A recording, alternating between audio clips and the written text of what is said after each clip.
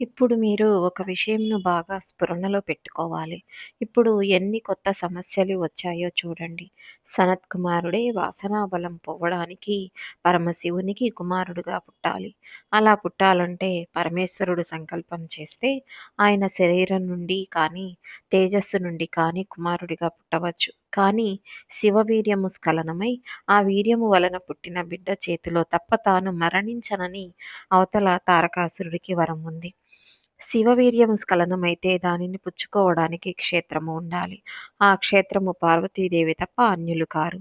ఆ క్షేత్రంలోనికి వీర్యము ప్రవేశిస్తే సనత్కుమారుడు గర్భవాసము చేయాలి. తాను గర్భవాసము చేయనని సనత్కుమారుడు అన్నాడు. ఇప్పుడు వీటన్నిటికీ సమన్వయం ఎలా కుదురుతుంది? పైగా దేవతలందరూ కలిసి శివుణ్ణి ఏమని అడుగుతారు? అయ్యా, మీ వలన మాకు ఒక కుమారుడు కావాలి. మీకు కుమారుడు పుడితే అతను వెళ్ళి రాక్షసులను సంహరిస్తాడు అని అడుగుతారు. దేవతలు ఇంతమంది వచ్చి ప్రార్థన చేస్తే శివుడు తథాస్తు అంటాడు.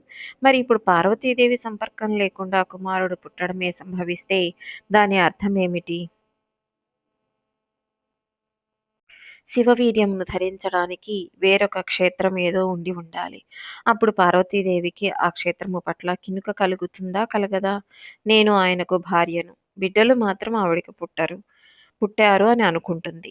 ఇప్పుడది ఆవిడికి కోపకారణమవుతుంది. అది ఆదిశక్తియే ఆగ్రహిస్తే తారకాసురుడి కోపం కన్నా, తారకాసురుడి తపస్సు కన్నా, అతని వరాల కన్నా మరో పెద్ద ప్రమాదం లోకంలో వచ్చేస్తుంది. ఇవన్నీ ఎక్కడా ఒకదానికొకటి విరోధం లేకుండా సమన్వయం కావాలి. సనత్కుమారుడి మాట నిలబడాలి. కానీ అతను పార్వతీదేవి కడుపులో నివాసం చేయకూడదు. సనత్కుమారుడి మాట నిలబడాలి. పార్వతీదేవి సంబంధం ఉండాలి. సనత్కుమారుడి మాట నిలబడాలి. శివునికి కుమారుడు కావాలి. శివుడు అడిగిన వరం నిజం కావాలి. శివుడికి సనత్కుమారుడు కొడుకు కావాలి. తారకాసురుడికి మరణం రావాలి. శివవీరస్ఖలనం కావాలి. అలా కావాలంటే ఆయన యందు కామ ప్రచోదనం జరపడానికి స్త్రీ రూపం నిలబడాలి. ఆయన ముందు అలా నిలబడగలిగిన స్త్రీ రూపం పార్వతీదేవి ఒక్కతి. పార్వతీదేవి నిలబడి ఉండగా ఆమె పుత్రుడిగా కాకుండా వీర్యము వేరొక చోట పడిపోయి ఎవరైనా పుచ్చుకుంటే వాళ్ళు శపింపబడతారు. లోకమునకు ఉపద్రవం వస్తుంది. అప్పుడు ఆ పిల్లవాడు ఎవరి యందు పుడతాడు? వాళ్ళు ఎలా తల్లిగా చెప్పుకుంటారు? జగదంబను కాదని నేను తల్లి అని చెప్పగలిగిన సమర్థత ఎవరికి ఉంటుంది? అప్పుడు లోకమునకు కొత్త ఉపద్రవాలు వస్తాయి. ఇన్నిటి సమన్వయం ఎలా జరుగుతుంది? సమన్వయం అయి ఆ పిల్లవాడు ఎలా పుడతాడు? పిల్లవాడు పుట్టడానికి తారకాసురుడు అడగడం కాదు, ఇంకా అనేక సమస్యలు పుట్టుకువచ్చాయి. ఇన్ని సమస్యలకు సమాధానం అటువంటి పిల్లవాడు అసలు పుడతాడా అని లోకమంతా తలలు పట్టుకుంటున్నారు. ఇన్ని మెలికలు దాటి ఆ పిల్లాడు కింద పడితే వాడు తారకాసురుణ్ణి చంపుతాడు. ఇప్పుడు సమస్య ఏమిటి? తారకుడిని చంపడానికి కొడుకు పుట్టడం కాదు. అసలు ముందు ప్రయత్నం ఏమి చేయాలంటే శివుడు కామోహితుడై పార్వతీదేవి వంక చూసే ప్రయత్నంలో బాణమును కాముడితో వేయించాలి. ఆదిలోనే హంసపాదు, కాముడే కాలిపోయాడు. ఇప్పుడు సమస్య ఇంకా జటిలమైపోయింది. ఎలా? అసలు పెళ్లి అంటూ అయితే కదా కొడుకంటూ పుట్టడం. ఇప్పుడు దేవతలకు కుమార సంభవం అవసరం. కుమారుడు అన్న మాట అందరికీ చెల్లదు. నా కుమారుడు అని మనం అంటూ ఉంటాము. కానీ కుమార శబ్దము ఒక్క కుమారస్వామి పట్ల మాత్రమే సార్థకమవుతుంది. కుమార అని పిలిస్తే అది కుమారస్వామి. ఇప్పుడు కుమార సంభవం జరగాలి. కుమార సంభవం జరగాలంటే పరమశివుని తేజస్సును స్వీకరించటానికి జగదంబయే ఉండాలి. ఇప్పుడు ఆలోచన యందు పొరపాటు ఎక్కడ వచ్చింది? కామమే లేని పరమేశ్వరుని యందు కామ ప్రచోదనం మన్మథుడు చేయగలడు. ఇంద్రుడు మన్మథుని పిలిచి శివుని వద్దకు పంపాడు. ఇందుకు సంబంధించిన కథను పార్వతీ కళ్యాణంలో వివరించబడింది. మన్మథుడు వెళ్లి బాణప్రయోగం చేసే ప్రయత్నంలో ఉండగా శంకరుడు మూడవ కన్ను తెరిచాడు. ఆ కంటి మంటకు మన్మథుడు భస్మం అయిపోయాడు.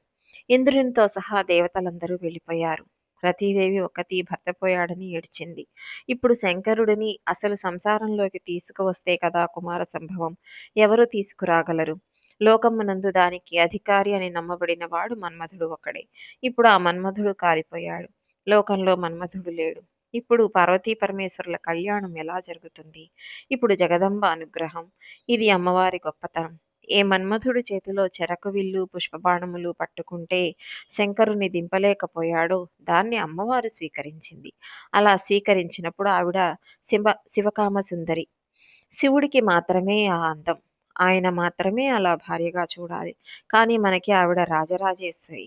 ఆ జగజ్జనని. ఆమెను శివకామసుందరిగా మనం చూడడానికి వీలు లేదు. మనకు మాత్రం ఆవిడ జగజ్జనని.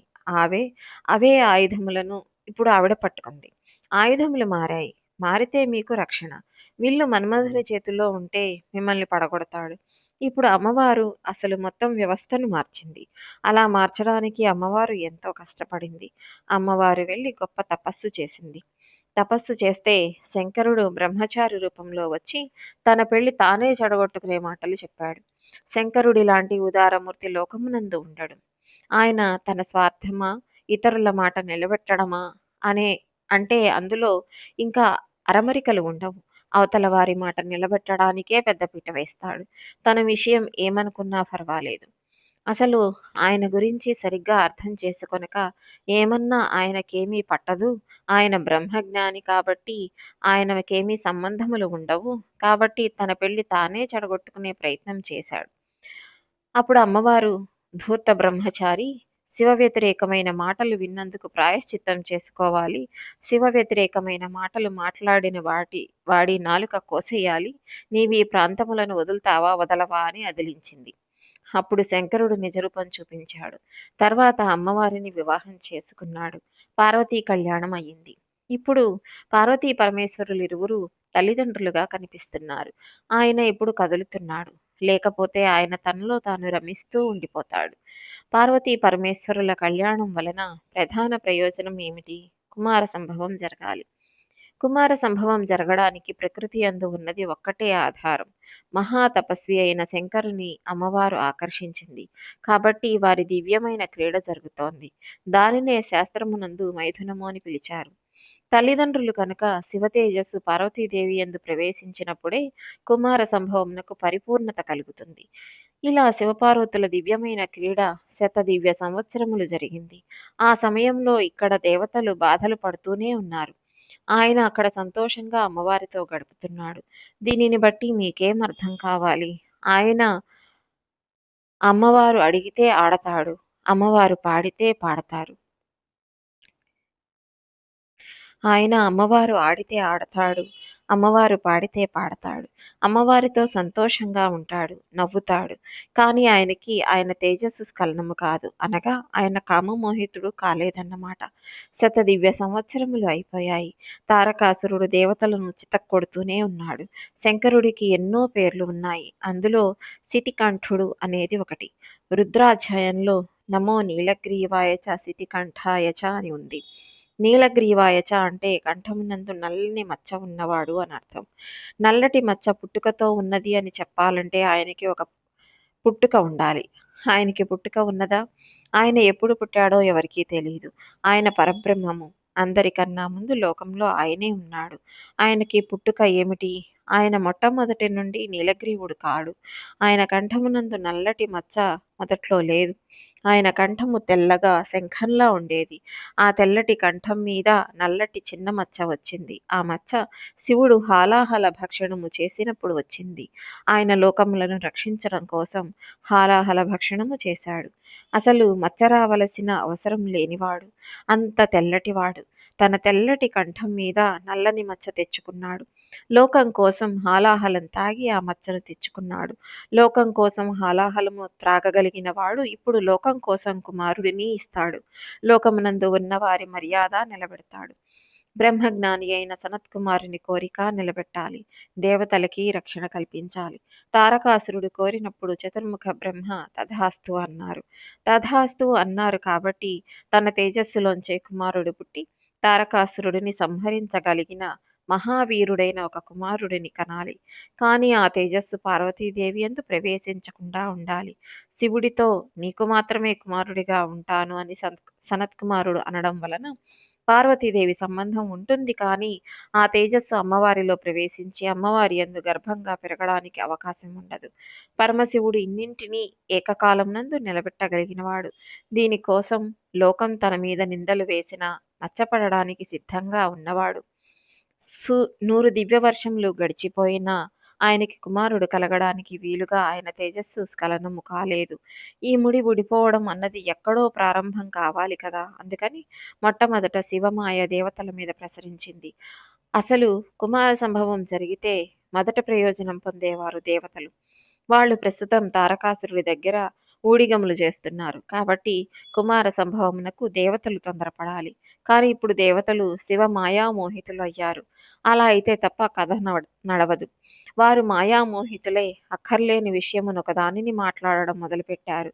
అది చాలా తప్పుడు చర్చ. బ్రహ్మ సభయందు అక్కర్లేని చర్చ ప్రారంభం చేశారు. చతుర్ముఖ బ్రహ్మ కూడా మాయామోహితుడైపోయాడు. ఇప్పుడు బ్రహ్మ సమక్షంలో వీరందరూ మాట్లాడుతున్నారు. చమత్కారం ఏమిటంటే ఇందులో విష్ణువు కలవరు. ఎందుకంటే నారాయణీయై అక్కడే ఉన్నాడు నారాయణుడు.